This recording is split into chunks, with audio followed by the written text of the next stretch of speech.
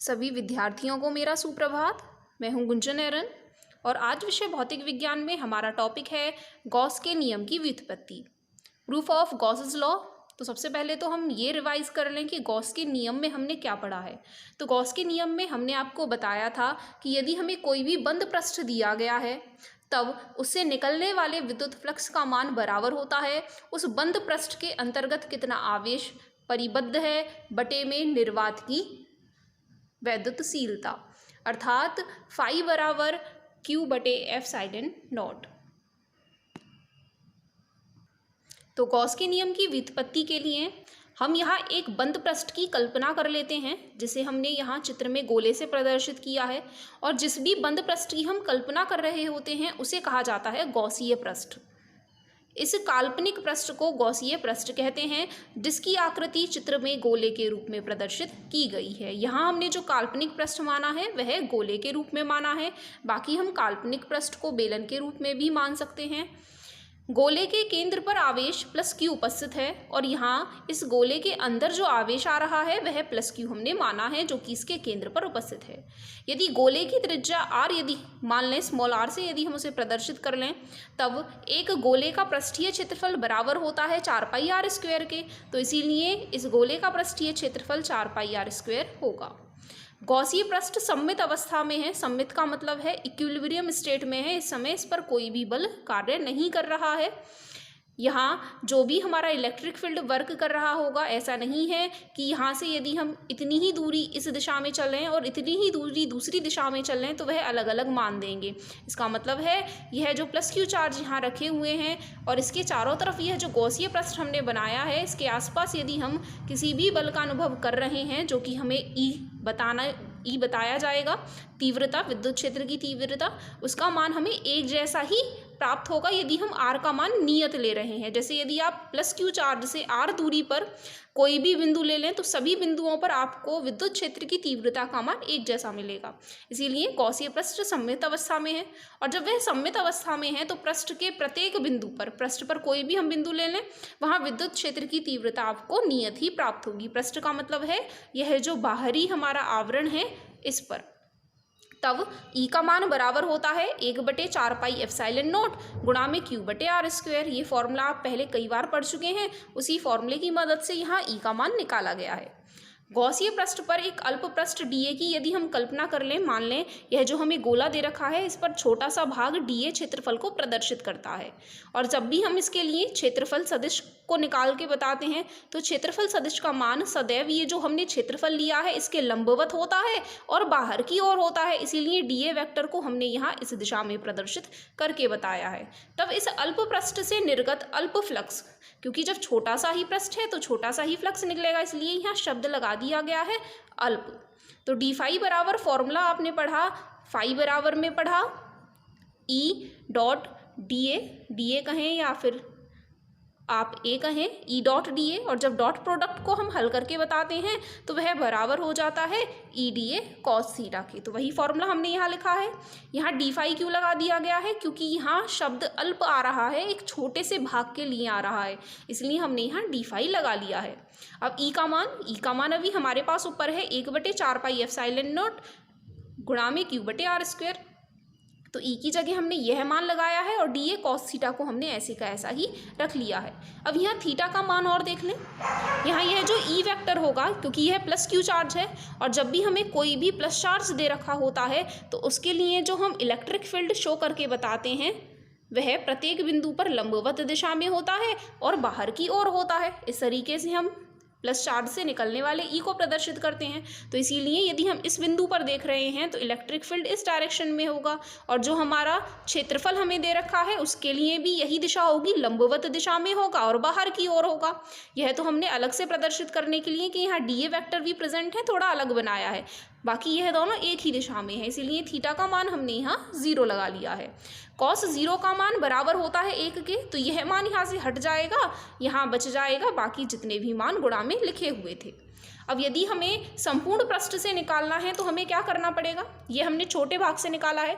यदि हम पूरे के पूरे गोले को ऐसे ही छोटे छोटे भागों से मिला हुआ बन करके मिला हुआ मान लें, तो यदि हम इस पूरे पृष्ठ के तहत इसका समाकलन कर दें, इसका इंटीग्रेशन कर दें, तो यह जो डी फाई है हमें समाकलन करने पर पूरे पृष्ठ से निकलने वाले फ्लक्स का मान दे देंगे। तो हम क्या करें, अतः संपूर्ण गॉसीय पृष्ठ से निर्गत फ्लक्स बराबर, हम दोनों तरफ इसका समाकलन कर दें, वो भी क्लोज्ड इंटीग्रेशन। क्लोज्ड इंटीग्रेशन क्यों कर रहे हैं, क्योंकि हमने गॉस के नियम में पढ़ा है बंद पृष्ठ पर ही हम इस प्रमेय का प्रयोग कर सकते हैं, इसलिए हम यहाँ इसे क्लोज्ड इंटीग्रेशन में लिख रहे हैं। और हमने यहाँ जो कल्पना की है वह भी एक बंद पृष्ठ की ही की है। तो यहाँ जब हम इसका समाकलन करेंगे, पूरे के पूरे भाग से निकलने वाले फ्लक्स का मान बराबर हो जाएगा फाई के। ये दोनों मान हमने ऐसे के ऐसे ही रखे हैं। और यहाँ जब हमने समाकलन लगाया है तो केवल हमने डी ए को ही अंदर रखा है, क्योंकि यह जो सारी राशियाँ हैं वह कांस्टेंट हैं और कांस्टेंट को हम समाकलन से बाहर निकाल सकते हैं। यह सब कांस्टेंट हैं। क्यू आवेश हमने नियत लिया है शुरू में ही, और आर जो हमने गोले की कल्पना की है उसकी त्रिज्या को भी हम नियत मान करके ही बना रहे हैं। तो केवल जो वेरिएबल बच जाता है, जो अचर पद बच जाता है, वह केवल क्षेत्रफल बच जाता है कि हम क्षेत्रफल कितना बड़ा ले रहे हैं। तो यहाँ इसलिए हमने इस इंटीग्रेशन के अंदर केवल डी ए को रखा है। तो 1/4 पाई एप्सिलॉन क्यू बटे आर स्क्वायर। जब भी आप देखेंगे यह जो पृष्ठ हमें दे रखा है यह डी ए छोटे छोटे भागों से मिलकर के बना है, लेकिन जब हम सारे के सारे भागों को मिला देंगे तो यह हमें गोले का पृष्ठीय क्षेत्रफल बताएंगे, और गोले का पृष्ठीय क्षेत्रफल बराबर होता है 4 पाई आर स्क्वायर के। इसीलिए इन छोटे छोटे भागों को मिलाने से प्राप्त क्षेत्रफल हमने 4 पाई आर स्क्वायर के बराबर लिख लिया है। अब यहाँ 4 पाई से 4 पाई कट रहे हैं, आर स्क्वायर से आर स्क्वायर कट रहे हैं, हल करके बचेगा फाई बराबर क्यू बटे एप्सिलॉन नॉट। यही हमारा था स्टेटमेंट गॉस के नियम का कि यदि हमें कोई भी बंद पृष्ठ दे रखा है तो उससे निकलने वाला विद्युत फ्लक्स बराबर होता है क्यू परिबद्ध, अर्थात उसके अंदर कितना चार्ज, कितना आवेश रखा हुआ है, बटे में विद्युतशीलता निर्वात के लिए क्यू बटे एप्सिलॉन नॉट। तो यहाँ गॉस प्रमेय को व्युत्क्रम वर्ग नियम द्वारा व्युत्पन्न हमने करके बताया है, व्युत्पन्न किया है हमने यहाँ इसे व्युत्क्रम वर्ग नियम से, क्योंकि आप देख रहे हैं हमने ई के नाम से, ई के मान से ही इस पूरे डेरिवेशन को करके बताया है, और ई बराबर होता है 1/r स्क्वायर के व्युत्क्रमानुपाती। तो इसीलिए इसे कहा गया है व्युत्क्रम वर्ग नियम द्वारा। अब इसी नियम से रिलेटेड कुछ इंपॉर्टेंट पॉइंट्स यहाँ लिखे हुए हैं, उन्हें भी हम समझ लेते हैं। तो इसमें फर्स्ट पॉइंट है, किसी बंद पृष्ठ से निर्गत विद्युत फ्लक्स का मान बंद पृष्ठ के आकार या आकृति पर निर्भर नहीं करता है, वह निर्भर करता है केवल पृष्ठ के अंदर उपस्थित आवेश पर। यह हमारे लिए कोई भी मान्य नहीं है कि जो हमें पृष्ठ दिया गया है जिससे निकलने वाले विद्युत फ्लक्स की हमें गणना करके बतानी है, वह किस आकार या किस आकृति में दिया गया है, वह छोटा है या बड़ा है, वह गोलाकार है या फिर घनाकार है या फिर बेलनाकार है, इससे कोई मतलब नहीं है। केवल हमें देखना है कि इस बंद पृष्ठ के अंदर कितना आवेश उपस्थित है। क्योंकि आप देख रहे हैं जैसे ही हमने गॉस के नियम की व्युत्पत्ति की थी तो वहाँ हमने गोलाकार पृष्ठ लिया जहाँ हमने 4 पाई आर स्क्वायर पाया, लेकिन 4 पाई आर स्क्वायर वाला जो मान था, जो क्षेत्रफल वाला मान था, वह हमें आंसर में कहीं मिला ही नहीं। इसका मतलब है हमें आर कहीं मिला ही नहीं। आप किसी भी आकार को ले लीजिए, आर का मान हम कुछ भी रख लें, फिर भी आर हमें फॉर्मूले में मिलते ही नहीं है। केवल हमें फॉर्मूले में क्यू परिबद्ध मिलते हैं बटे में एप्सिलॉन नॉट, और विद्युतशीलता जो होती है एप्सिलॉन नॉट वो तो कांस्टेंट है। तो इसका सीधा सीधा मतलब है कि फाई केवल क्यू पर डिपेंड करते हैं, किसी और वैल्यू पे डिपेंड नहीं करते हैं।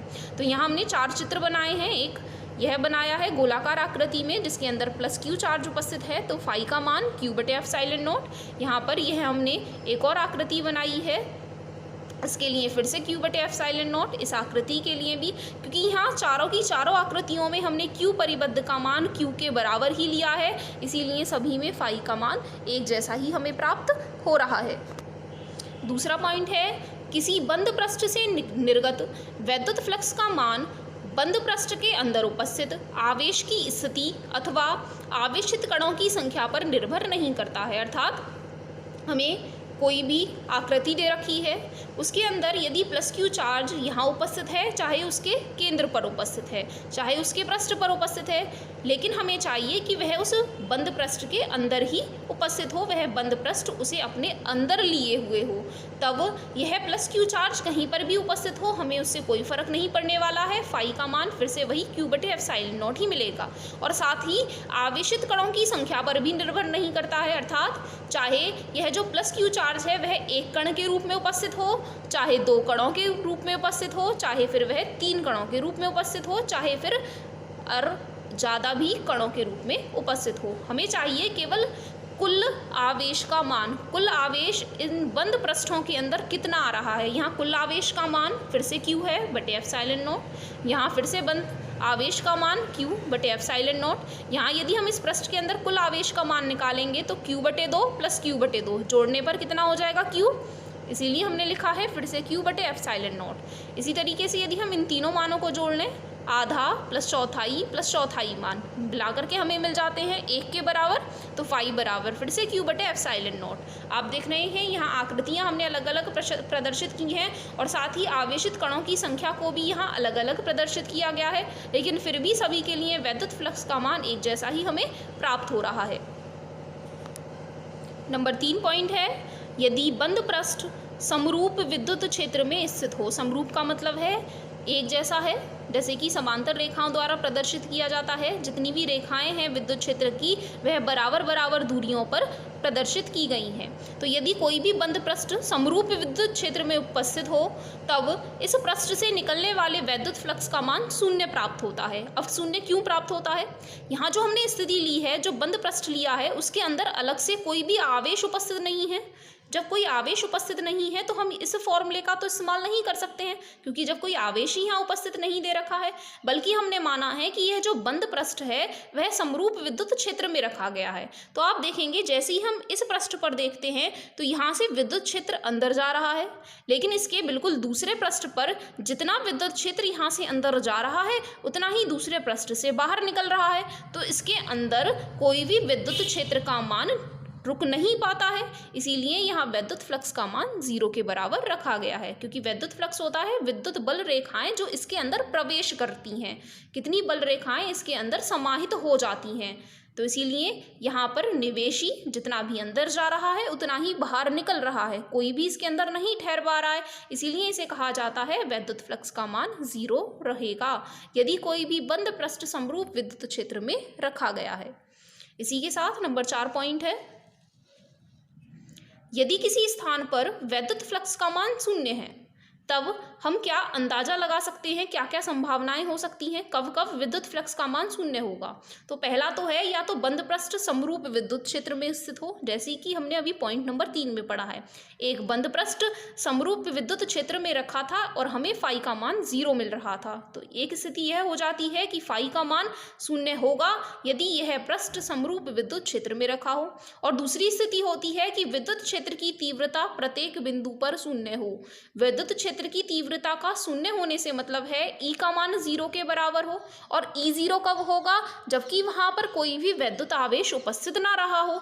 तो इस तरीके से फाई का जो हमने फॉर्मूला पढ़ा है Q बटे एप्सिलॉन नॉट, यदि यहाँ Q का मान 0 के बराबर हो जाता है, वहां कोई आवेश ही उपस्थित नहीं है, तब भी फाई का मान 0 के बराबर होगा। तो इसलिए हम कह सकते हैं जब भी विद्युत क्षेत्र की तीव्रता प्रत्येक बिंदु पर 0 होगी तब भी फाई का मान, वैद्युत फ्लक्स का मान 0 के बराबर होगा।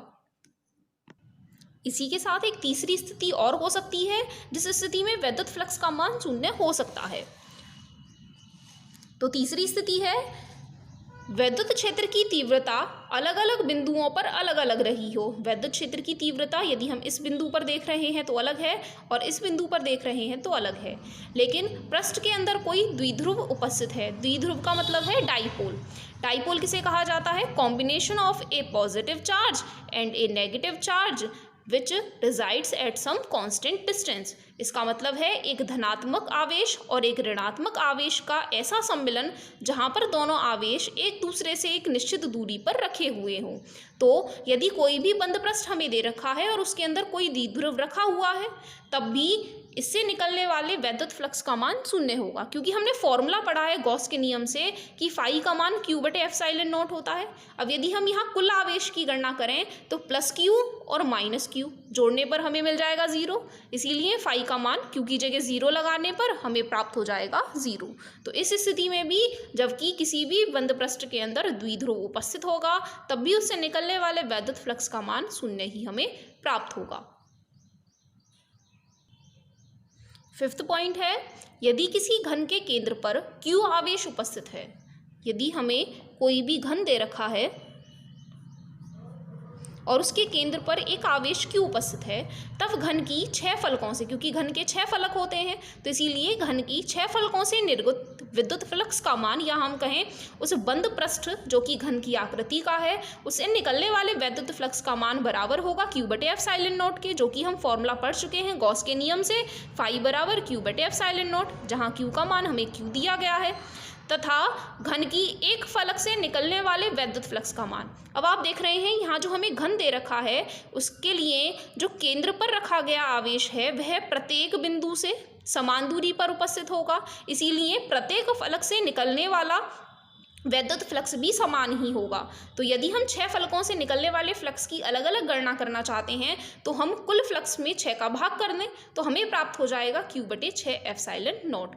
हम ऐसा इस स्थिति में ही कर पाएंगे जबकि Q आवेश हमें केंद्र पर उपस्थित होकर के दे रखा होगा, लेकिन यदि आवेश घन के केंद्र पर उपस्थित नहीं होगा बल्कि वह केंद्र से हट करके किसी और फलक के पास और किसी दूसरे फलक से दूर स्थित होगा, तब 6 फलकों से निकलने वाला वैद्युत फ्लक्स Q/ε0 ही होगा, क्योंकि हम पढ़ चुके हैं यहाँ पॉइंट नंबर 2 में कि किसी भी बंद पृष्ठ से निकलने वाला वैद्युत फ्लक्स का मान उसके उपस्थित आवेश की स्थिति पर निर्भर नहीं करता है, चाहे +Q यहाँ उपस्थित है चाहे यहाँ उपस्थित है, जो कुल मिलाकर के फ्लक्स निकल रहा है बंद पृष्ठ से वह तो Q/ε0 ही होगा।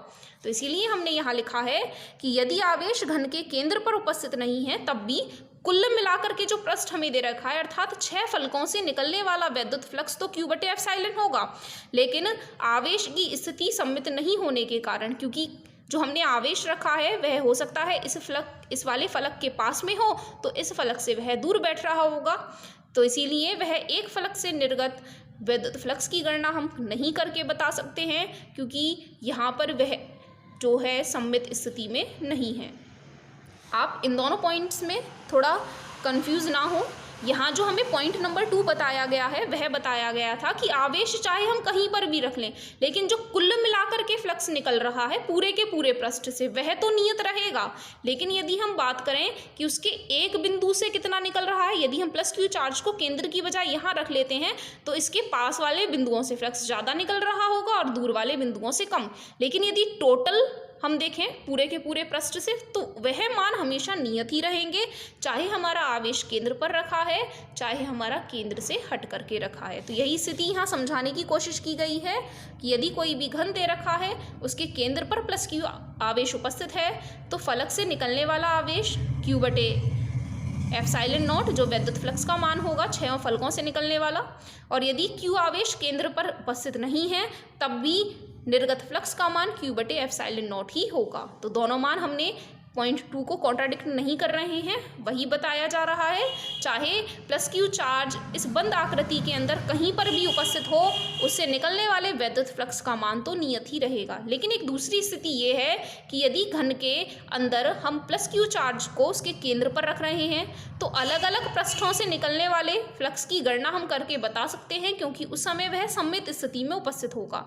लेकिन यदि आवेश की स्थिति केंद्र पर नहीं है तो उसकी स्थिति 6 फलकों के सापेक्ष सम्मित ना होने के कारण हम किसी भी एक फलक से निकलने वाले वैद्युत फ्लक्स की गणना नहीं करके बता सकते हैं।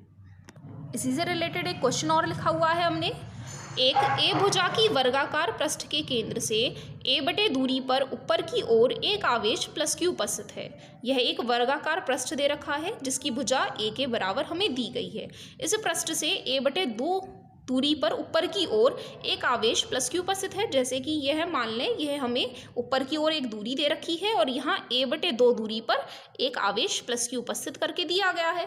तब इस वर्गाकार पृष्ठ से निकलने वाले निर्गत फ्लक्स की हमें गणना करके बतानी है। अब यह जो आवेश हमें दिया गया है वह इस पृष्ठ से बाहर दिया गया है, और सबसे पहले तो यह जो वर्गाकार पृष्ठ है यह ठोस पृष्ठ नहीं है, एक बंद पृष्ठ की तरह नहीं है। तो सबसे पहले हम करें गॉस के नियम के लिए एक जो आवश्यक स्थिति है कि बंद पृष्ठ वहाँ होना चाहिए। तो हम दिए गए वर्ग को यदि एक पृष्ठ मानते हुए एक बंद पृष्ठ की कल्पना कर लें जो कि घन के आकार का हो जाए, क्योंकि जब भी हमें पृष्ठ वर्गाकार दिए गए होते हैं तो वर्गों से वर्गाकार फलक रखने वाले हम ठोस को कहते हैं घन, और यदि हमें आयताकार फलक दिए गए होते हैं तो उससे बनने वाले ठोस को कहा जाता है घनाभ। तो यहाँ बनेगा घन। तो दिए गए वर्ग को यदि हम एक पृष्ठ मान लें, यह हो जाता है एक पृष्ठ, और इसी के साथ सापेक्ष एक दूसरा पृष्ठ हम मान लें, जो हम कितनी दूरी पर ले सकते हैं, जैसे कि a/2 दूरी पर यह q आवेश उपस्थित है और a/2 दूरी ही हम ऊपर चले जाएं तो एक पृष्ठ हम यहाँ बना करके बता सकते हैं, और इन सारे मानों को हम यहाँ मिला दें तो यह हमें एक घन के आकार की आकृति दे देंगे। तो हमने यही लिख करके बताया है, दिए गए वर्ग को एक पृष्ठ मानते हुए बंद पृष्ठ की हम कल्पना करें जिसकी आकृति घनाकार हो, तब आवेश Q घन के केंद्र पर उपस्थित होगा। अब घन के केंद्र पर कैसे उपस्थित होगा, यह हो जाता है हमारा एक फलक, और दूसरा फलक हो जाता है हमारा यहाँ, जो कि कुल मिलाकर के अब a/2 और a/2, तो a दूरी पर स्थित है। अब जब कुल दूरी इनके बीच की a है तो इनका जो केंद्र होगा वह a/2 दूरी पर होगा, जहाँ पर कि हमारा रखा हुआ है आवेश Q, तो इसीलिए यह कहलाएगा घन के केंद्र पर। और चूंकि आवेश Q घन के केंद्र पर उपस्थित है तो इसका मतलब है यह हर एक फलक से सममित अवस्था में होगा, और जब भी घन के आकार के हमें कोई भी पृष्ठ में सममित अवस्था में एक आवेश दिया गया है तो वर्गाकार पृष्ठ से निर्गत फ्लक्स का मान q/6 ε0 होगा। यहाँ हमने इस पृष्ठ से निर्गत फ्लक्स की गणना की है, हमें कुल मिलाकर के पूरे पृष्ठ से नहीं पूछा गया है, घन के आकार से नहीं पूछा गया है। घन की तो हमने वहाँ कल्पना की है, हमें तो केवल क्या निकालना था, वर्गाकार फलक से निकालना था। इसीलिए वर्गाकार पृष्ठ से निर्गत फ्लक्स का मान q/6 ε0, क्योंकि वर्ग में 6 फलक होते हैं, कुल मिलाकर के जो फाई का मान बराबर होता है q/ε0। जब हम उसे 6 बराबर बराबर भागों में बांट देंगे तो वह हो जाएगा q/6 ε0। लास्ट में एक क्वेश्चन और है, नीचे दी गई आकृति में वक्राकार पृष्ठ से निर्गत वैद्युत फ्लक्स का मान ज्ञात करके बताइए। यहाँ पर एक अर्धगोला रखा गया है, अर्धगोले में यह वाला जो भाग होता है वह वृत्ताकार होता है और इधर वाला भाग कहलाता है हमारा वक्राकार भाग। तो हमें इस वाले पृष्ठ से निकाल करके बताना है फाई का मान। फाई का फॉर्मूला हमारे पास होता है क्लोज्ड इंटीग्रेशन ओवर s, जो भी हमें पृष्ठ दिया गया है यदि हम उस बंद पृष्ठ के तहत इनका समाकलन कर लें E.dA का, तो हमें प्राप्त हो जाता है कि वहाँ वैद्युत फ्लक्स का मान कितना होगा। लेकिन इससे पहले अभी हमने यहाँ एक पॉइंट पढ़ा था कि यदि बंद पृष्ठ समरूप विद्युत क्षेत्र में स्थित होता है तो वहाँ निर्गत वैद्युत फ्लक्स का मान 0 प्राप्त होता है। तो इसी प्रॉपर्टी को हम यहाँ इस्तेमाल कर रहे हैं।